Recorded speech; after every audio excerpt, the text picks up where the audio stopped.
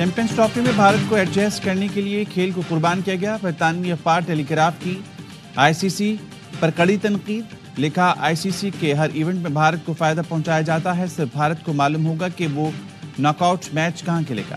بھارت کا پاکستان کو فائنل کرانے سے روکنا شرمناک ہے. چیمپئنز ٹرافی کا فائنل کہاں ہوگا یہ 4 مارچ کے بعد معلوم ہوگا. کرکٹ پر صرف ایک ملک بھارت کی اجارہ داری ہے.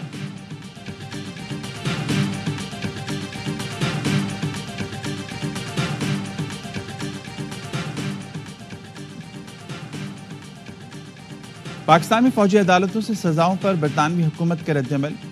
فوجی ٹرائل سے منصفانہ ٹرائل کے حق کو نقصان پہنچتا ہے.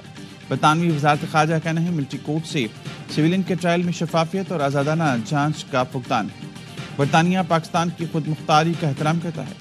پاکستان شہری اور سیاسی حقوق کے عالمی معاہدے کے تحت ذمہ داریوں کو نبھائے.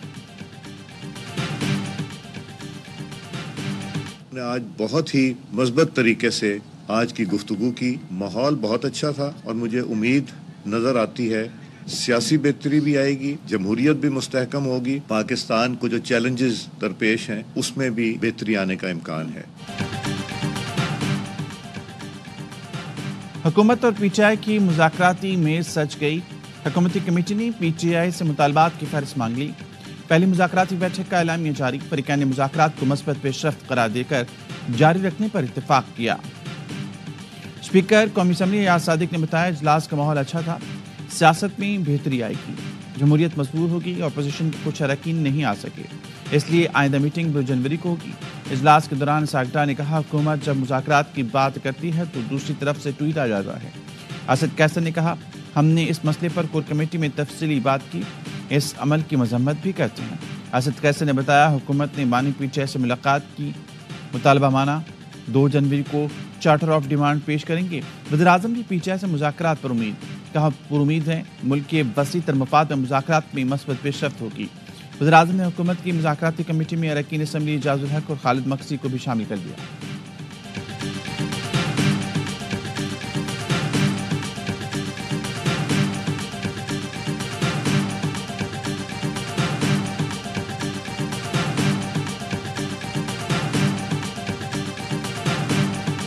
حکومت ہم سے مذاکرات نہیں کرنا چاہ رہی تھی, اسٹیبلشمنٹ ہی مذاکرات کر رہی ہے پی ٹی آئی سے. ہماری ڈیمانڈ سے ہم میں سے ایک بھی ڈیمانڈ مانی جائے گی تو یہ حکومت ختم ہو جائے گی.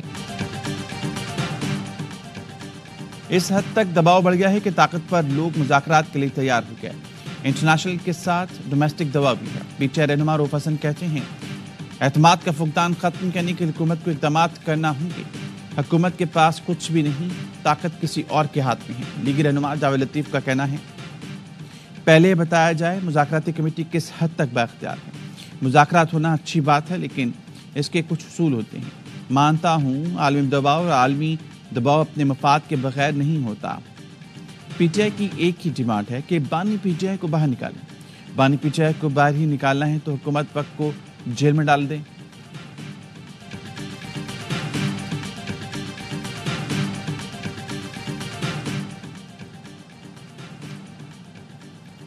پاکستان کے میزائل پروگرام سے امریکہ کو کسی قسم کا خطرہ نہیں. ترجمان دفتر خارجہ کہتی ہیں ایک سپر پاور کو پاکستان کے میزائل پروگرام سے تکلیف اور نہ کوئی خطرہ ہونا چاہیے. بڑی طاقتوں کو چاہیے وہ ذمہ دارانہ رویہ اپنائیں.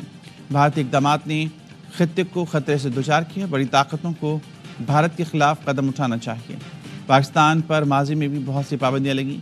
ہم نے پہلے بھی کسی کے دباؤ کے بغیر اپنے دفاع کی صلاحیت کو بڑھایا. ترجمان نے مزید کہا یورپی یونین کے ترجمان کے بیان کا جائزہ لیا جا رہا ہے. ہمارے آئین اور عدالتوں میں ہمارے اندرونی معاملات حل کرنے کی صلاحیت ہے.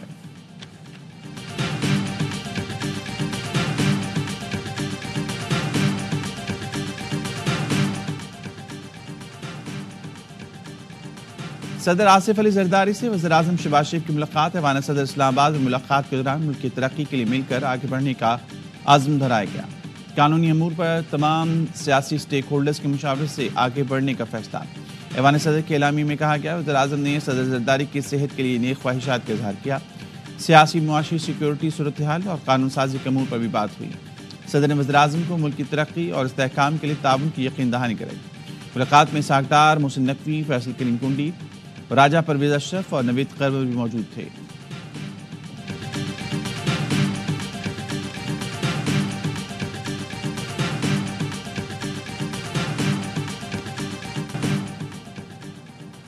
इंटरनेट की रफ्तार सुस्त होने से इस्लामाबाद के बाबुओं को फर्क नहीं पड़ता। बिलावल भुट्टो इंटरनेट की रफ्तार सुस्त होने पर भड़क उठे। कहा, तेज तरीन इंटरनेट बुनियादी हक है, हमारे हक पर डाका मारा जा रहा है। इंटरनेट सुस्त होने से अवाम का जीना हराम हो जाएगा। इस हक के लिए हमें जद्दोजहद करना होगी। कौमी असम्बली में डिजिटल राइट्स बिल लाऊंगा। सिंध यूनिवर्सिटी में खिताब करते हुए कहा, माजी में किसी न किसी बहाने आपको खामोश करने की कोशिश की गई, सेंसर करने की कोशिश आज भी जारी है। वो डरते हैं कि आप इज्तिमाई तौर पर सोशल मीडिया पर अपनी आवाज़ बुलंद ना करें। ये सबूत है कि आपके पास कितनी ताकत है।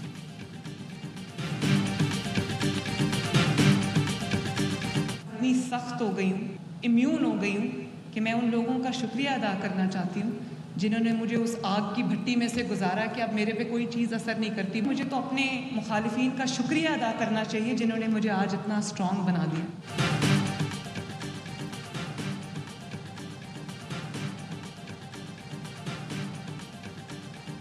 मेरे सामने नारे लगाओ या गाली दो, फर्क नहीं पड़ता।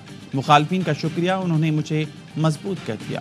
वज़ीर आला पंजाब मरीम नवाज का होनहार स्कॉलरशिप प्रोग्राम की तकरीब से खिताब। कहा, सियासी मुखालफत की बुनियाद पर उन्हें किरदार कुशी का सामना करना पड़ा। आहिस्ता आहिस्ता इतनी सख्त हो गई हूँ कि अब कोई चीज़ असर नहीं करती। पगड़ियाँ उछालना और गाली गलोच सिखाने वाला आपका हमदर्द नहीं हो सकता। कोई माँ अपने बच्चों को कहेगी लड़ा दो, आग लगा दो, अपने बच्चे आराम से बैठे हैं, लोगों के रुल नहीं है। मेरी इत्तला के मुताबिक कि अब जनवरी में आएगा, दिसंबर में नहीं आएगा फैसला। 8-10 दिन अगर ऊपर नीचे हो जाते हैं कोई फर्क नहीं पड़ता। मेरा ख्याल है फर्स्ट वीक ऑफ जनवरी आ जाना चाहिए। बानी टीचर बुशरा बीबी के खिलाफ 190 मिलियन पाउंड रेफरेंस का फैसला 6 जनवरी को सुनाया जाएगा। इस्लामाबाद के एहतसाब अदालत ने नई तारीख मुकर्रर कर दी। अदालत ने फैसला 18 दिसंबर को महफूज किया था। एआईवाई न्यूज़ ने 3 दिन पहले बताया था फैसला 23 दिसंबर को नहीं सुनाया जाएगा।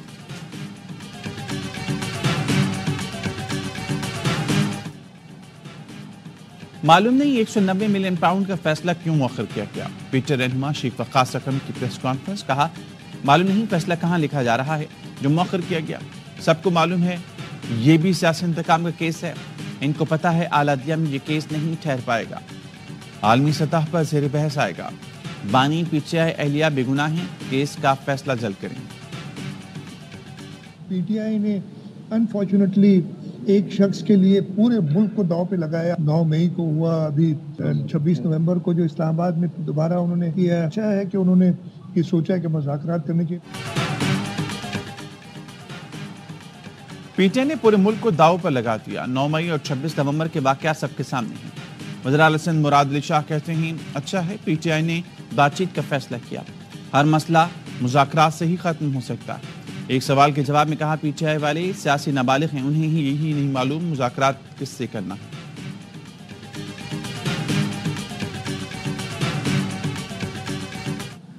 हमारे ये दोस्त जो है इमरान खान की जो विजन है उसके साथ शायद जैसे अमांग होना चाहिए नहीं है। मुझे अफसोस के साथ कहना पड़ता है कि इनकी नालायकी है, इनकी नाअहली है, इनकी लापरवाही है, जो भी आप इसको नाम दें, ये चीजें इनके ऊपर आती हैं।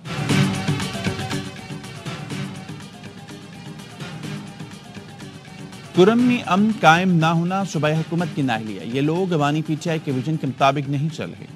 बैरिस्टर साहब के होते हुए इनको किसी दुश्मन की जरूरत नहीं। बानी पीटीआई से बात करूंगा। अल्लामा राजा नासिर अब्बास के प्रोग्राम लगातार में कुछ हुआ है। एक सड़क को तहफ़्फ़ुज़ फराहम नहीं किया जा सकता। कुरम में शिया सुन्नी मसला नहीं, ज़मीन का मसला है। ऐसा लगता है कुरम को पाकिस्तान का हिस्सा ही नहीं समझा जाता। कुरम की सूरत हाल पर काबू ना पाना वफाकी और सूबाई हुकूमत की नाकामी है।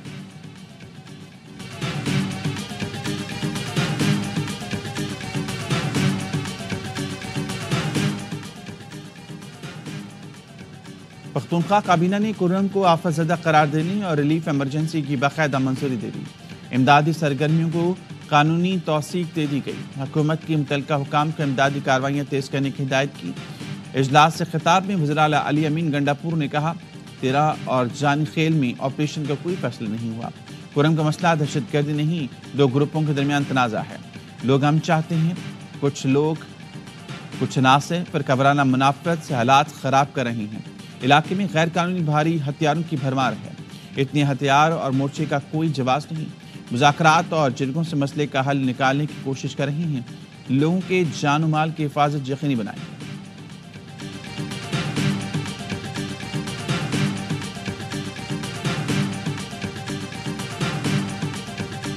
سٹیک ہولڈرز ہیں اس معاملے کو حل کرنے اور کروانے کے لیے بالکل تیار ہیں. امید ہے دونوں فریقین کے درمیان یہ معاملہ جلد طے پا جائے گا. اداروں کا کردار یہی ہے کہ دونوں طرف سے جانی نقصان نہ ہو.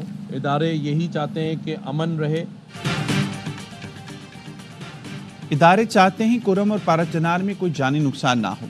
امن رہے، معاملات طے پا گئے، جلد معاہدہ ہو جائے گا. گورنر سندھ کامران ٹیسوری کہتے ہیں ریاست جانتی ہے کون سی بیرونی طاقتیں دونوں فرقوں کو لا کر اپنے مقاصد حاصل کرنا چاہتی ہیں. ادارے ان سے آئینی ہاتھوں سے نمٹنا جانتے ہیں. اس بار بھی بیرونی طاقتوں کو کامیاب نہیں ہونے دیں گے. گورنر سندھ نے ادویات کی کھیپ اسلام آباد سے کرم کے لیے روانہ کر دی.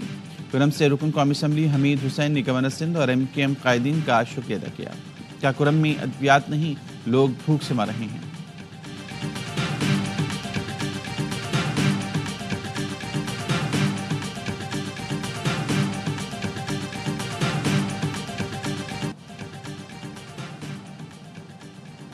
کراچی میں حیدری مارکیٹ شاپنگ مال میں لگنے والی آگ پر قابو پا لیا گیا. کولنگ کا عمل جاری.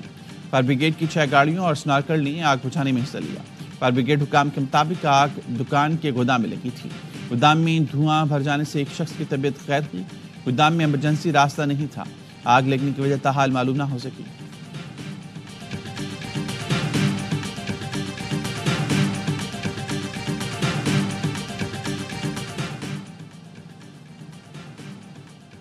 کراچی کے ابو الحسن اصفہانی روڈ پر ٹریفک حادثے کی ویڈیو سامنے آئی. بس کی ٹکر سے موٹر سائیکل سوار جاں بحق 2 زخمی ہوا تھا. ویڈیو میں بس کو موٹر سائیکل سے ٹکراتے دیکھا جا سکتا ہے. حادثہ تیز رفتاری کے باعث پیش آیا. بس کو سڑک کے بیچ روک دیا گیا. صورتحال دیکھ کر بس کا ڈرائیور موقع سے فرار ہو گیا. رواں سال ٹریفک حادثات میں 771 افراد جاں بحق ہوئے.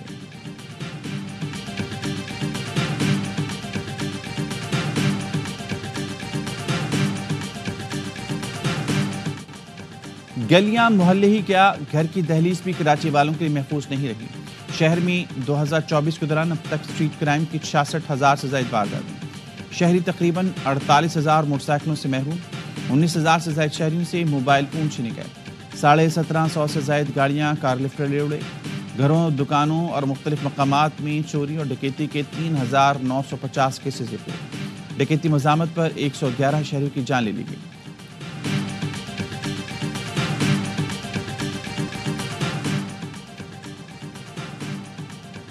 مائکروسافٹ کے ونڈوز آپریٹنگ سسٹم میں سیکیورٹی نقص کا انکشاف. National cyber emergency response team نے ایڈوائزری جاری کر دی. صارفین اور اداروں کے سسٹم ہیک ہونے، ذاتی معلومات چوری ہونے کا خدشہ ظاہر کر دیا. ونڈوز 7 سے 11 تک کے ورژن متاثر ہو سکتے ہیں. Share drivers, folders, e mails محتاط رہنے کی تجویز. پاسورڈ پیچیدہ رکھنے، مختصر عرصے کے بعد تبدیل کرنے کا مشورہ.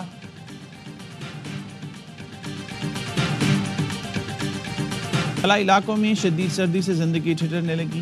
اسکردو میں پارہ -11، گلگت اور دین میں -8، ستور میں -7 تک گر گیا. بلوچستان میں بھی شدید سردی. بلات کا درجہ حرارت -6، کوئٹہ اور زیارت میں -5. کراچی میں بھی سرد ہواؤں کا گشت. کم سے کم درجہ حرارت 9 ڈگری ریکارڈ کیا گیا.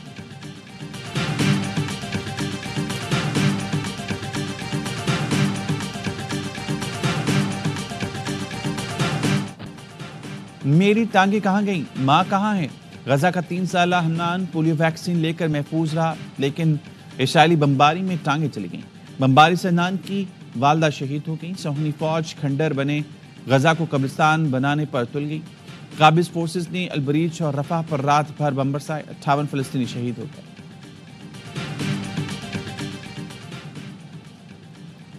بنگلہ دیش نے بھارت سے سابق وزیراعظم حسینہ واجد کی حوالگی کا مطالبہ کر دیا. بنگلہ دیشی وزارت خارجہ کے مشیر توحید حسین کا کہنا ہے بھارت کو پیغام بھیج دیا ہے کہ حسینہ واجد کو عدالتی کارروائی کے لیے ہمارے حوالے کیا جائے.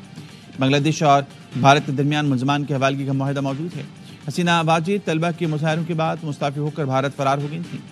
ان کے خلاف قتل کے 100 سے زائد مقدمات درج ہیں.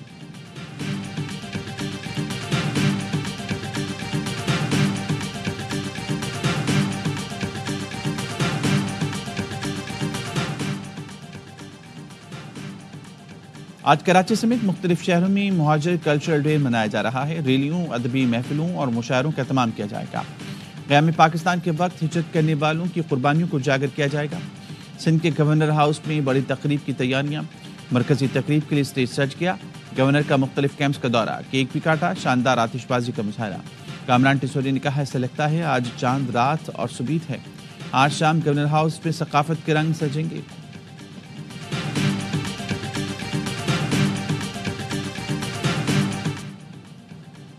پاکستان نے جنوبی افریقہ کو ہوم گراؤنڈ پر وائٹ واش کر کے تاریخ رقم کر دی۔ گرین شرٹس کے 309 رنز کے تعاقب میں افریقی ٹیم 271 رنز پر ڈھیر ہوئی۔ قومی ٹیم کے اوپنر سائم ایوب کی سینچری شاندار آل راؤنڈ پرفارمنس پر میچ اور سیریز کے ہیرو قرار پائے۔ صدر آصف علی زرداری، وزیراعظم شہباز شریف، chairman P C B Mohsin Naqvi کا قومی ٹیم کو خراج تحسین۔ پیغام میں کہا امید ہے قومی ٹیم مستقبل میں بھی اچھے کھیل کا مظاہرہ کرے گی۔